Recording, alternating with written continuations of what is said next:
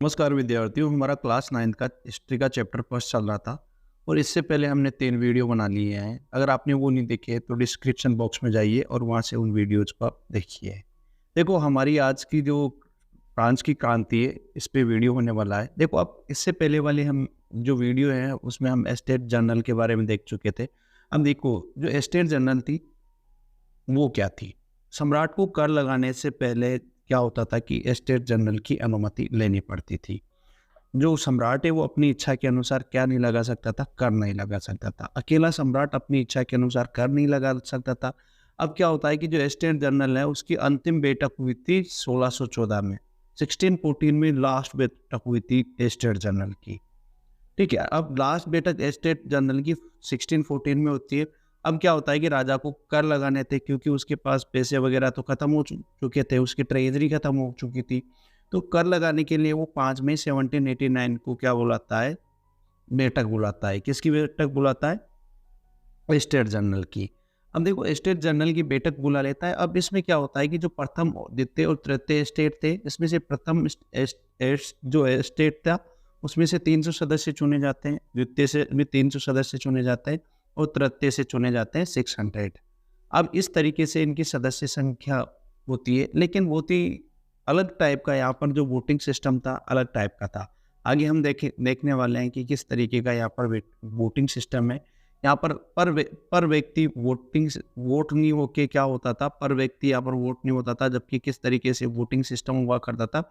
यहाँ पर केवल जो वर्ग है, एक वर्ग का एक वोट हुआ करता था। अब देखिए क्या होता था कि जो तृतीय स्टेट है इसका जो प्रतिनिधित्व कर रहे थे वो शिक्षित और जो समृद्ध लोग कर रहे थे। इसमें जो किसान, औरतें, जो कारीगर था उनका तो बेचारों का प्रवेश भी वर्जित था।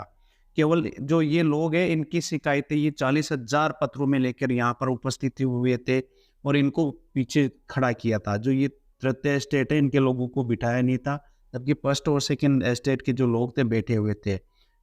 अब क्या होता है कि देखो, जो एस्टेट जनरल है उसमें मैंने आपको पहले ही बता दिया कि प्रति व्यक्ति एक वोट न होकर एक वर्ग का एक वोट होता था। इस तरीके से यहाँ पर 3 वोट होते थे और जो 2 वोट जिसके आ जाते थे वो उस विजय होता था, मतलब उसी की बात मानी जाती थी। तो प्रथम एस्टेट और द्वितीय एस्टेट तो हमेशा से साथ रहते थे क्योंकि उनको उनको बहुत सारे विशेषाधिकार मिलते थे। तो अब क्या होता है कि जो तृतीय स्टेट है वो क्या मांग करता है कि प्रति व्यक्ति एक वोट होना चाहिए। इस तरीके का वर्ग वाला वोट नहीं चलेगा, लेकिन इस मांग को जो सम्राट है वो अस्वीकार कर देता है। अब अस्वीकार करने के बाद जो ये जो स्टेट जनरल की जो तृतीय सदन के जो लोग हैं वो नाराज हो जाते हैं और हॉल से जो बाहर आ जाते हैं, हॉल से बाहर आ जाते हैं। और ये 20 जून 1789 को क्या करेंगे? 20 जून 1789 को तृतीय स्टेट के जो लोग हैं वो टेनिस कोर्ट में इकट्ठा होते हैं, वर्साई के टेनिस कोर्ट में इकट्ठा होते हैं और अपने आप को नेशनल असेंबली घोषित कर देते हैं। इस तरीके से ये अपने आप को नेशनल असेंबली घोषित कर देते हैं। ये याद रखना है कि कहाँ पे इकट्ठा होता है, 20 जून 1789 को वर्साई के इंडोर टेनिस कोर्ट में। अब देखो, अब इनके द्वारा एक शपथ ली जाती है कि हम जब तक इस असेंबली को भंग नहीं करेंगे तब तक राजा की शक्तियों पर अंकुश लगाने वाला या राजा की शक्तियों को कम करने वाला संविधान अपन लोग नहीं बना लेंगे। अब इसमें जो ये जो शपथ है, ये जो तृतीय स्टेट है यहाँ पर इनका नेतृत्व कर रहे थे मिराबो और आबेसिये। और देखो, आबेसिया कौन था? एक पादरी था। जो तृतीय स्टेट क्या है इस नाम से पैम्पलेट इसके द्वारा लिखे गए थे। हालांकि ये पादरी था लेकिन किसका साथ दे रहा था? तृतीय स्टेट का। और जो मिराबो था वो कौन था? कुलीन वर्ग का था, लेकिन सामंती जो विशेषाधिकार है इनको ये समाप्त करना चाहता था। तृतीय स्टेट क्या है, ये किसने लिखे थे, ये थोड़ा ध्यान रखना आबेसिये का। अब देखो क्या होता है कि जो नेशनल असेंबली है अब संविधान बनाने लग जाती है। नेशनल असेंबली तो क्या करती है? संविधान बनाने में व्यस्त हो जाती है। अब लेकिन क्या होता है कि जो पूरा फ्रांस है उसमें आंदोलन चल रहे थे। इस समय क्या होता है कि जो फसल खराब हो जाती है, अत्यधिक ठंड के कारण क्या होती है? फसल खराब हो जाती है। जैसे ही फसल खराब होती है तो ब्रेड की जो कीमत है वो बहुत ही बढ़ जाती है, क्योंकि ब्रेड की कीमत बढ़ जाएगी।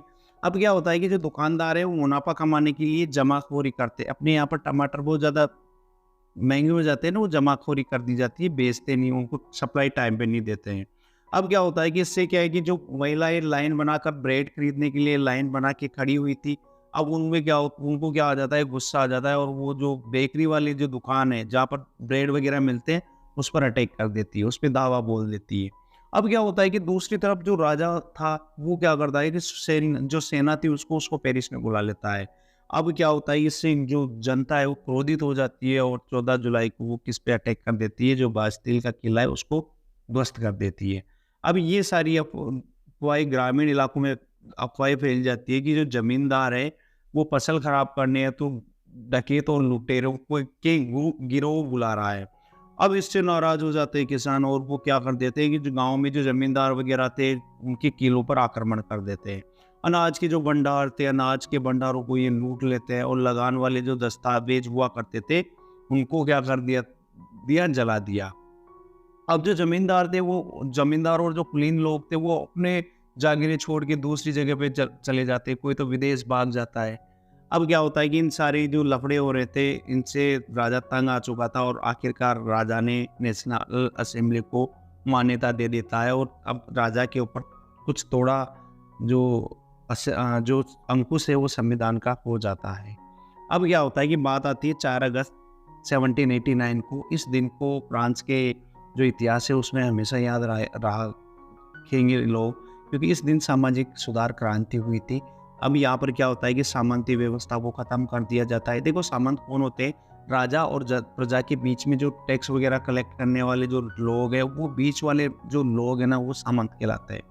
इसी दिन क्या होता है कि पादरी वर्ग जो है उसके विशेषाधिकार समाप्त कर दिए जाते हैं। पादरियों के भी विशेषाधिकार क्या कर दिए जाते हैं, समाप्त कर दिए जाते हैं। इसके अलावा और यहाँ पर क्या होता है कि जो धार्मिक कर हुआ करते थे, जो धार्मिक कर थे टाइद, वो भी हटा दिया गया। और इसके अलावा और भी जो इस दिन सुधार हुआ उनमें और क्या था, चर्च की जो संपत्ति थी वो जब्त कर ली, चर्च की भूमि जब्त कर ली जाती है।